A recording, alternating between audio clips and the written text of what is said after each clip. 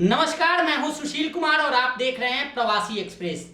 NCT bill सोमवार को लोकसभा में पेश किया गया है और उस बिल के पेश होते ही केंद्र सरकार और दिल्ली की सरकार आमने सामने आ गई है। एक बार बड़े आंदोलन की तैयारी दिल्ली सरकार के मुखिया अरविंद केजरीवाल कर रहे हैं। साथ ही धरना प्रदर्शन को लेकर रोड मैप भी बनाया जा रहा है।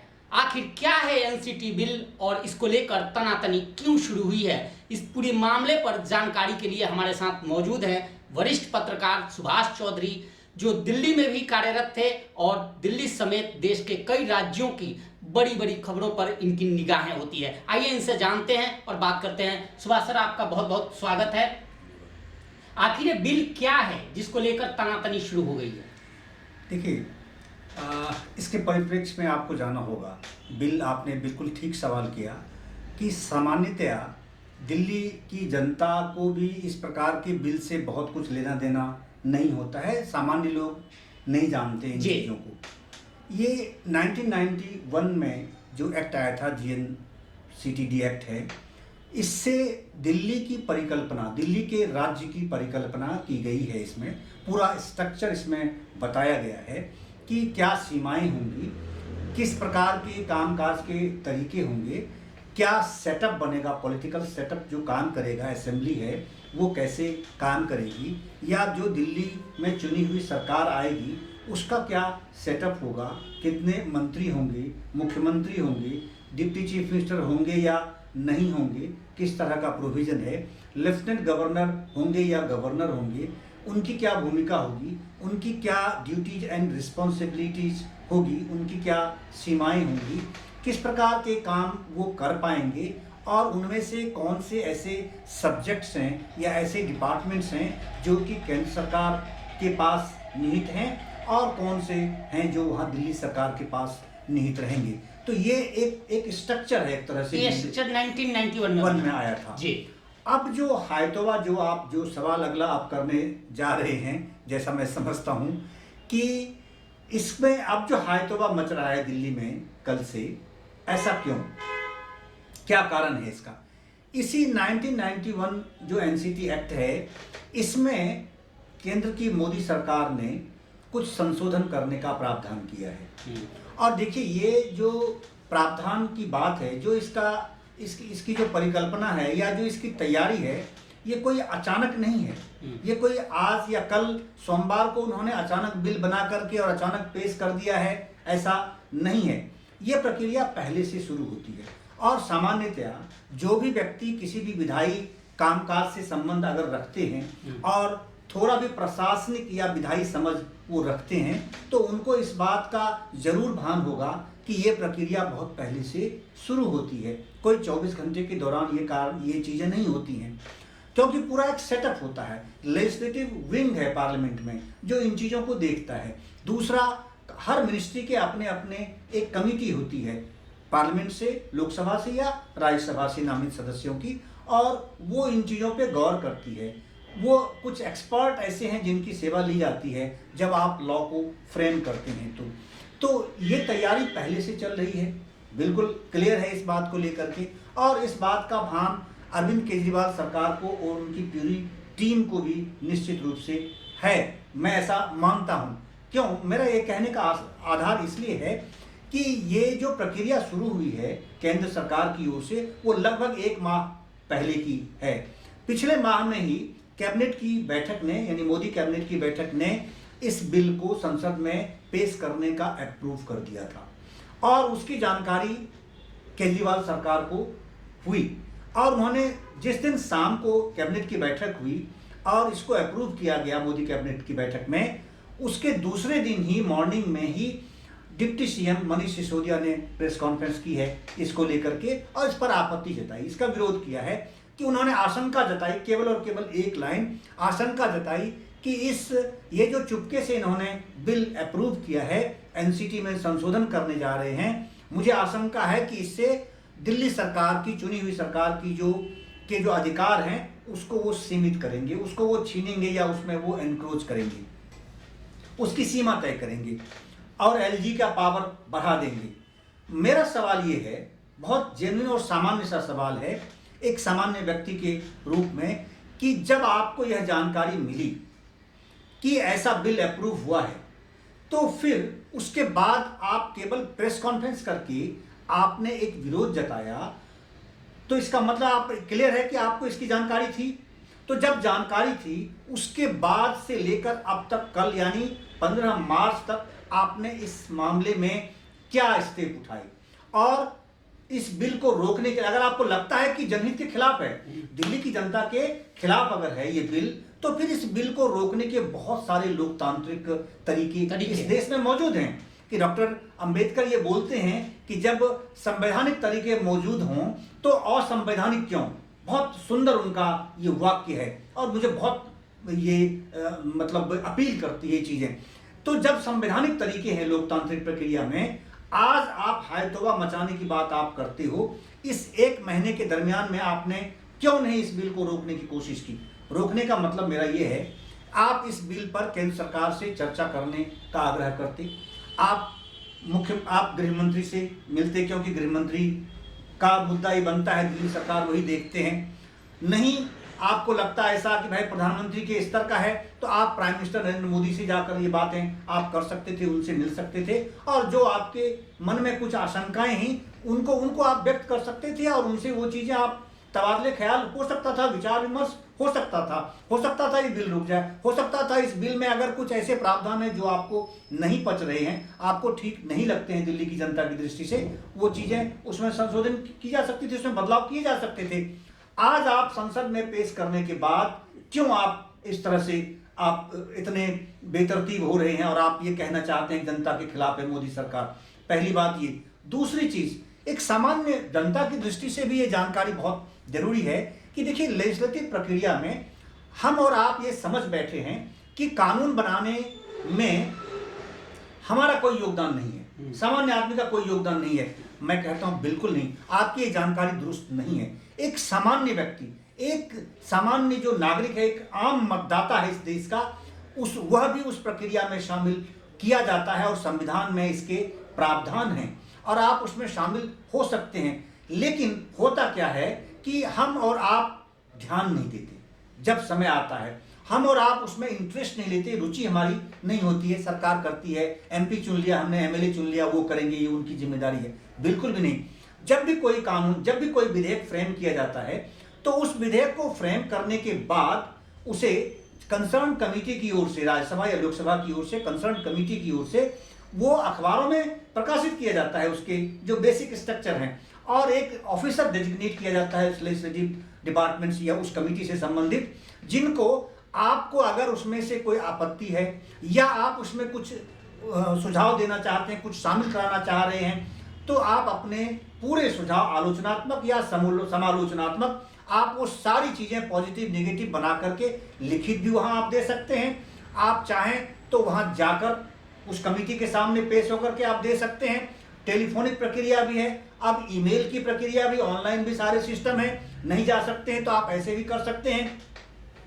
तो ऐसा नहीं है कि आम जनता की सहभागिता उसमें नहीं है, वो निर्धारित है वो प्रक्रिया, लेकिन हम उसमें पार्टिसिपेट नहीं करते हैं। तो जब जहां आम जनता से सुझाव लिए जाते हैं, क्या इस बिल को संसद में पेश करने से पहले इस प्रक्रिया का पालन मोदी सरकार ने किया या नहीं किया? आप इन मुद्दों पर नहीं जा रहे हो, आपने इस सवाल को नहीं खड़ा किया, आप ये चीजें नहीं कहते हो। क्यों ये प्रक्रिया अपनाई गई होगी? जहां तक मैं समझता हूं, क्योंकि जो विधायी कामकाज है, जितना मुझे अनुभव है, उस दृष्टि से मैं आपको ये कह सकता हूं कि 100% ये प्रक्रिया अपनाई गई होगी और आपने उसमें जानबूझकर पार्टिसिपेट नहीं किया। आप एज ए गवर्नमेंट, क्योंकि आप सामान्य व्यक्ति आज की तारीख में नहीं हो, आप चीफ मिनिस्टर हो, आप उस स्टेट को रिप्रेजेंट करते हो, तो आप, या आप खुद नहीं जा रहे हो तो आप अपने किसी मंत्री को डेजिग्नेट करते, आप किसी ऑफिसर को डेजिग्नेट करते, कोई कमेटी भेजते, आप उनसे मिलकर के अपनी बातें आप कह सकते थे कि ये गलत है, ये सही नहीं है, ये जो परिभाषा आप नई बनाने जा रहे हैं गवर्नमेंट ऑफ एनसीटी की, आप इसका मैं विरोध करता हूं, ये सही नहीं होगा, ये जनता की दृष्टि से सही नहीं होगा। और कैसे सही नहीं होगा? आप उसके तथ्य और तर्क उनके सामने पेश करते, फिर दिल्ली की जनता आपके साथ खड़ी होती 100% कि हाँ आपने ये प्रक्रिया अपनाई थी पहले और मोदी सरकार ने इस बात को नहीं सुना। लेकिन जब इस प्रक्रिया चाहे कि नहीं करना है तो उसे लागू नहीं। देखिए यही बड़ा फर्क है कि हम अगर चेयर पर बैठे हैं तो हम कहेंगे कि केवल हम ही इस देश की जनता के हित में काम कर सकते हैं, मेरी ही मंशा है इस देश की जनता के हित में काम करने का। और आप बैठे हैं तो आप सोचने लगते हैं कि नहीं, मैं एकदम बेईमान हूं और आप ही इस देश की जनता का भला केवल आप कर सकते हैं। ये जो सोच है ये गलत है। लोकतंत्र का मतलब यही होता है हर किसी की सहभागिता, और एक दूसरे पर जब आप सत्ता में परिवर्तन होता है या अलग अलग चेयर्स पर बैठे हुए लोग अलग अलग अधिकारों के साथ बैठे हुए या कर्तव्यों के साथ बैठे हुए लोग हैं, तो हर व्यक्ति को ये आपको मानकर चलना पड़ेगा। संविधान ये कहता है कि ये मानकर चलना पड़ेगा कि जो व्यक्ति जिस पद पर बैठा है वो जनहित में ही काम करेगा, तब तक जब तक कि उसके वो कारगुजारी या उसके मिसडीड्स बिल्कुल क्लियर कट सामने न आने लगे। तो ये पहले से आप क्यों मानकर बैठे हो कि दिल्ली में जो कोई भी लेफ्टिनेंट गवर्नर बैठेंगे, चाहे अनिल बैजल हो या इससे पहले वाले लोग थे या इसके बाद भी कोई अगर वो कोई आएंगे, तो ये क्यों मानकर आप चल रहे हो कि दिल्ली में जो लेफ्टिनेंट गवर्नर बनेगा वो हमेशा दिल्ली की जनता के विकास में बाधक बनेगा। लेकिन एक लाइन और है इस बिल में, ऐसा है कि जो गवर्नमेंट है दिल्ली सरकार, इस बिल के तहत यह भी प्रावधान है कि अगर किसी अधिकारी या किसी के खिलाफ प्रशासनिक फैसले के खिलाफ ये कोई समिति नहीं बना सकते, मंत्रिमंडल कोई समिति नहीं बनाएगी, उस पर फैसले लेने का अधिकार भी एलजी को है। तो कहीं ना कहीं केजरीवाल सरकार को या जो भी दिल्ली की सरकार है उनको ये लगता होगा कि कोई अधिकारी जब उस अधिकारी के खिलाफ ये कुछ कर ही नहीं सकते तो उनकी बात क्यों मानेगा, उनका लॉयल क्यों होगा। देखिए ये कुछ विरोधाभासी चीजें हैं, ये समझना होगा। जैसे पहले भी सवाल उसमें थोड़ा सा कुछ पार्ट रह गया था, मैं उसको क्लियर कर दूं, फिर आपकी दूसरे सवाल का भी जवाब दूंगा। कि उसमें यह है कि जो कैबिनेट की बैठक होगी, कैबिनेट का फैसला होगा, पॉलिसी डिसीजंस आप जो भी लेंगे, चाहे कंसर्न मिनिस्टर ले या फिर चीफ मिनिस्टर की अध्यक्षता में कैबिनेट की बैठक में लिया जाए, तो उसकी हर प्रकार की फाइलें आपको एलजी को भेजना अब आवश्यक होगा, उनकी संस्तुति लेना आवश्यक होगा। ये क्लियर कर दिया गया है। तो ये मुझे नहीं लगता इसमें क्या दिक्कत है। अगर आप पब्लिक इंटरेस्ट में कोई डिसीजन आप लेने जा रहे हैं तो एलजी क्यों करेंगे ऐसा काम, क्यों अरंगा लगाएंगे। मेरा सवाल तो ये है कि आखिर क्या रेलिवेंस होगा इसका, अगर इसमें अरंगा लगाने की बात वो अगर सोचेंगे तो वो भी तो इस देश के नागरिक हैं वो, और आखिर उनके पास अपना एक एक्सपर्टीज है, अनुभव है, चाहे वो आईएएस रहे हों, आईपीएस रहे हों या सामान्य सार्वजनिक जीवन से पॉलिटिक्स से गए हुए कोई व्यक्ति अगर लेफ्टिनेंट गवर्नर बनाए जाते हैं, जैसा इस देश में जैसी परंपरा है। तो इसलिए मुझे नहीं लगता कि इस प्रकार की कोई ऐसी धारणा पहले से आप पुख्ता कर लें, मन में बना लें कि ऐसा होने वाला होगा, ऐसा होगा तो इसीलिए हम ऐसा कह रहे हैं। मैं नहीं मानता। दूसरा सवाल जो आपने किया कि जो विधानसभा संबंधित, देखिए विधानसभा की अपनी एक सीमा है, हर जगह वो डिफाइंड है, वो लेजिस्लेटिव प्रोसेस में वो बिल्कुल क्लियर है कि विधायी क्या काम आप कर सकते हैं, क्या नहीं कर सकते। लेकिन हाल के वर्षों में क्या हुआ, लास्ट टर्म में अगर आपने देखा होगा तो उस समय दोनों ही सरकारें, केंद्र और राज्य, दोनों ने एक दूसरे पर इंक्रोचमेंट के आरोप लगातार लगाए, और ये जो कुश्ती है वो इतनी चलती रही, इतनी तीव्रता के साथ चलती रही और इतना नकारात्मक स्वरूप में ये कुश्ती चलती रही कि उसका सीधा सीधा असर जनता पे पड़ा, दिल्ली के कामकाज पे पड़ा। तो इसलिए उस चीज से इनको तौबा करना होगा। दूसरा, ये अच्छी बात है, मैं तो कहता हूं कि ऐसे मामलों में अगर प्रावधान को जितना सख्त बनाया जाए, यानी सीमा जितनी क्लियर कट पिक्चर कर दी जाए, वो ज्यादा अच्छा है। तो विधानसभा में क्या होता था कि जो वहां राज्य सरकारों में कि जो अधिकारी लगे कि भाई ये गृह मंत्री के खास है, कहने में है, तो वो उनको घेरने के लिए उस तरह की कमेटी बना देते हैं। इनको लगता है केंद्र को कि भाई ये अधिकारी केजरीवाल के कहने में है, तो उनको लपेटा में लेने के लिए कुछ ऐसी बातें की जाती हैं। तो ये अच्छा है कि वो डिफाइंड कर दी जाए, तो मुझे नहीं लगता उसमें कोई दिक्कत होनी चाहिए।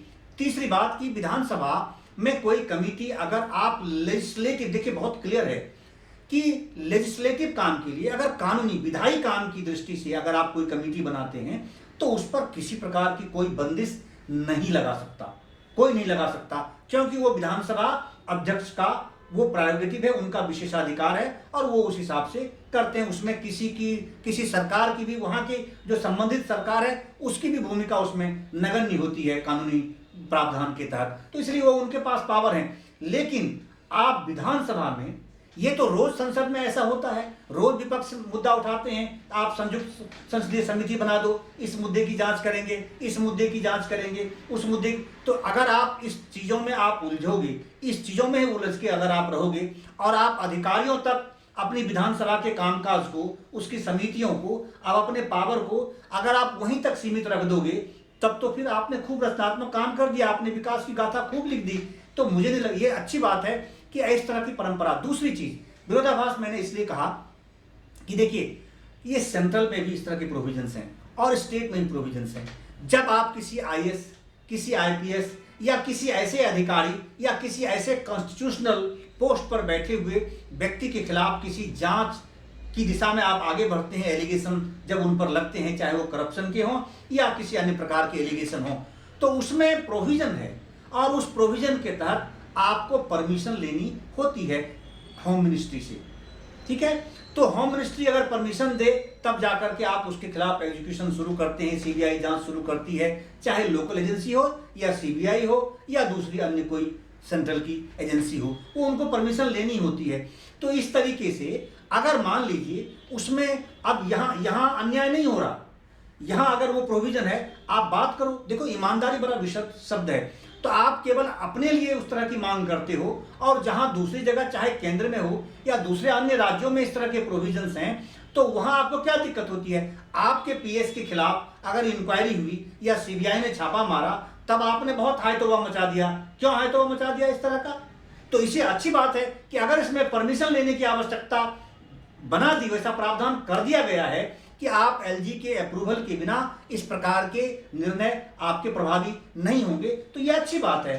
तो उसमें मुझे ऐसा लगता है, देखिए जितनी सी मुझे ईश्वर ने समझ दी है और जो मैंने पढ़ा लिखा है संसद की दृष्टि से, तो मुझे ऐसा लगता है ऐसा प्रावधान बनाने के बाद केंद्र सरकार के हाथ भी बंधेंगे, वो भी अनावश्यक तौर पर हस्तक्षेप करने से बचेंगे, वो हस्तक्षेप नहीं करेंगे क्योंकि एलजी ऑलरेडी वहां बैठा हुआ है और एलजी के हस्तक्षेप से ही कोई चीज होगा।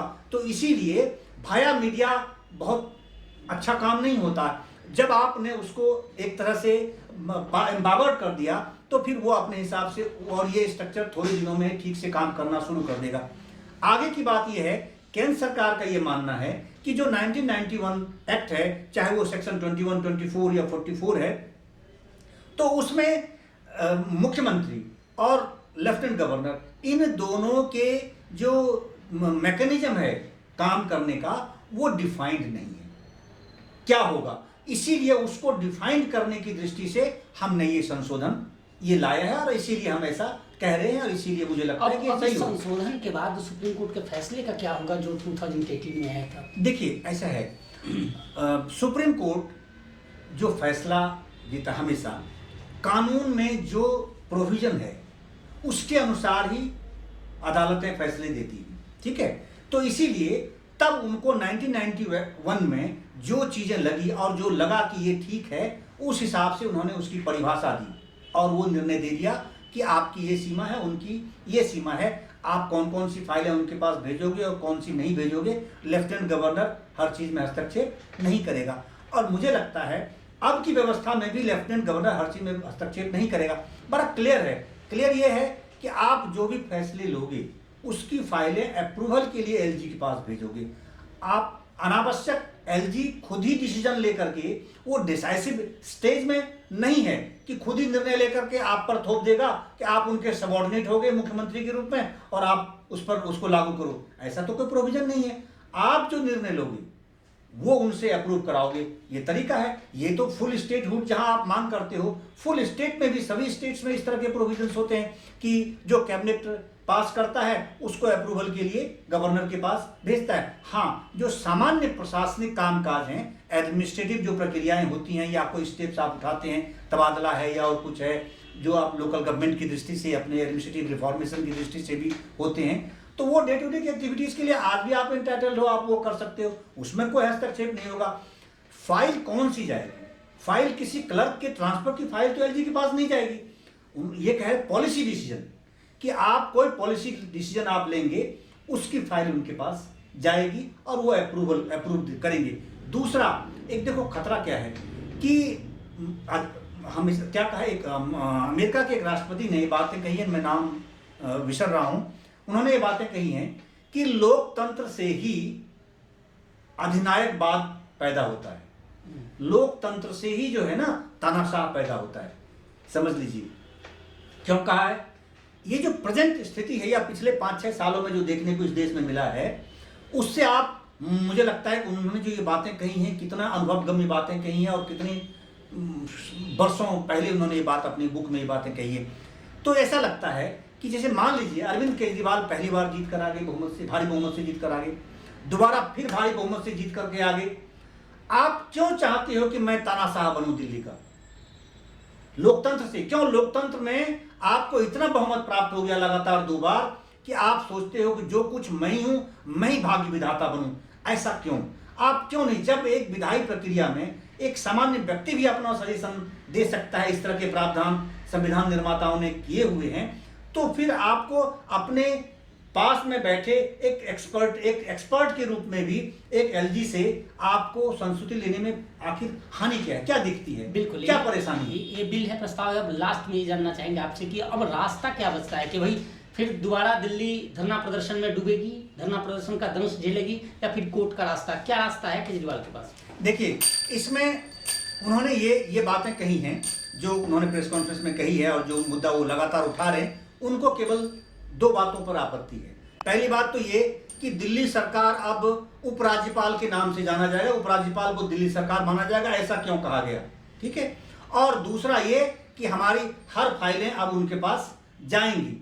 तो जो सुप्रीम कोर्ट ने पहले प्रोविजन दे दिया था, अब वो ये कह रहे हैं कि यह असंवैधानिक है। भाई अगर अनकॉन्स्टिट्यूशनल है तो फिर आप सुप्रीम कोर्ट जाइए। बिल पेश हुआ है, अभी तो पास भी नहीं हुआ, उस पर डिस्कशन होना है, समय लगेगा, राज्यसभा से पारित होगा, तब जाकर राष्ट्रपति उसे संस्तुति देंगे। तो इसीलिए आपके पास वो प्रोविजन है। आप धरना प्रदर्शन करके, एक तरफ पहले से किसानों ने इस दिल्ली का बेड़ा गर्क किया हुआ, तथाकथित किसानों ने, संगठनों ने पूरी दिल्ली को पूरी तरह से एनार्की पैदा कर रखा है। दूसरा, अब आप भी अगर सड़क पर उतरोगे तो इस दिल्ली की जनता का क्या होगा? और केवल दिल्ली में कोई भी ऐसा नकारात्मक माहौल बनता है, उसका असर पूरे देश में जाता है, उसके प्रशासनिक कामकाज पे पड़ता है, और उससे बुरी तरह केंद्र सरकार के कामकाज भी प्रभावित होते हैं। तो आप इस तरह का माहौल न बनाएं, इससे दिल्ली की जनता का भला बिल्कुल भी नहीं होने वाला है। हाँ, लोकतांत्रिक प्रक्रिया में कह रहा हूं कि डॉक्टर अंबेडकर ने ये बातें कही हैं कि जब संवैधानिक वहां प्रावधान है तो असंवैधानिक क्यों? तो आपके पास संवैधानिक प्रावधान है। आपको लगता है कि सुप्रीम कोर्ट ने 2018 में जो निर्णय दिए थे, जो गाइडलाइन दी थी, उसका अगर उल्लंघन है तो आप जाइए सुप्रीम कोर्ट के पास। सुप्रीम कोर्ट संविधान पीठ में दोबारा फिर इन चीजों को डिफाइन किया जा सकता है कि ये कॉन्स्टिट्यूशनल है भी या नहीं है, और संवैधानिक है या नहीं है। तो उसमें फिर केंद्र सरकार भी अपने पक्ष वहां रखेगी, फिर पता चलेगा कि इस आखिर वास्तव में क्या सही क्या चीज है, और आपने क्यों पहले उस प्रक्रिया में पार्टिसिपेट क्यों नहीं किया। केवल आपकी मानसिकता अगर केवल पॉलिटिक्स करने की, और वो भी नेगेटिव पॉलिटिक्स करने की है, तो जनता के सामने वो सारी चीजें आ जाएंगी, पता चलेगा कि कौन कहाँ खड़ा हुआ है। जी बिल्कुल, ये एनसीटी बिल जो लोकसभा में पेश हुई है उसको लेकर विश्लेषण था। मुझे भी दोस्तों विश्वास है कि ये वीडियो आपको अच्छा लगा होगा, और आपको अच्छा लगा ये वीडियो तो ज़रूर लाइक कीजिए, कमेंट कीजिए और शेयर कीजिए। इस पेशकश में फिलहाल इतना ही। देखते रहिए प्रवासी एक्सप्रेस।